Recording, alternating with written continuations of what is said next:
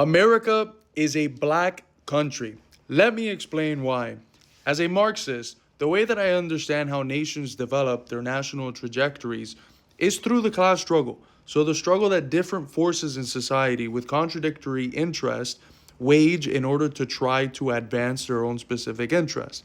In the US, as the polymath W.E.B. Du Bois argued, the central form that the class struggle took was the struggle against the color line, the struggle against racism. It was the struggle that propelled the Second American Revolution, the Civil War, where quite literally you had slaves free themselves, what he called the black proletariat free itself through a general strike. This is not how we're taught the Civil War, but objectively what happened in the Civil War was that Southern slaves, black workers, fled to the north, and by fleeing to the north, they removed the productive base of the U.S. South and added spies, workers, and very capable soldiers to the U.S. North and won the war. Try to think of a more influential event for American history than the Civil War. That was a class struggle. Its victory was a product of the class struggle of the black proletariat.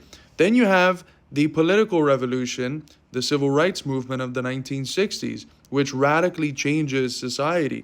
It de jure eliminates legalized apartheid segregation. Again, this struggle was a product of the black freedom movement, of the class struggle against the color line. And this isn't just a race struggle. Marx used to say that racism is the secret through which the ruling class sustains its power. So if you're fighting against that secret through which the ruling class sustains its power, it's pretty foolish just to call it a race struggle. No, it's the class struggle taking on a specific form as the black freedom movement.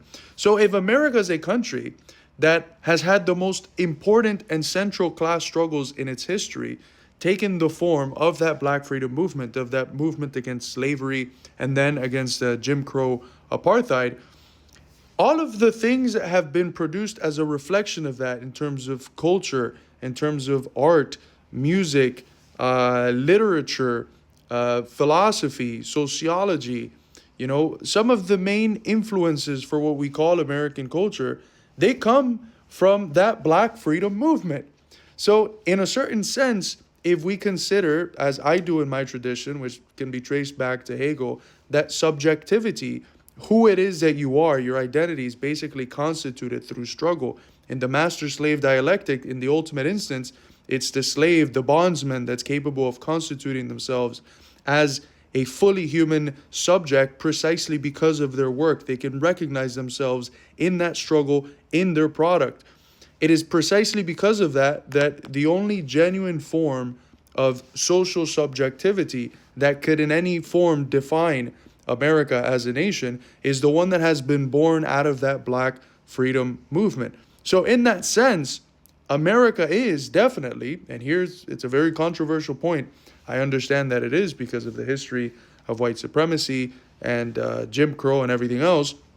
But precisely because of that and how that has defined class struggles in our country, America is a black nation. America is a nation that has been constituted culturally and in terms of its identity through the black freedom movement, which has been the dominant form that the class struggle has taken, at least up until 1964 with the civil rights political revolution.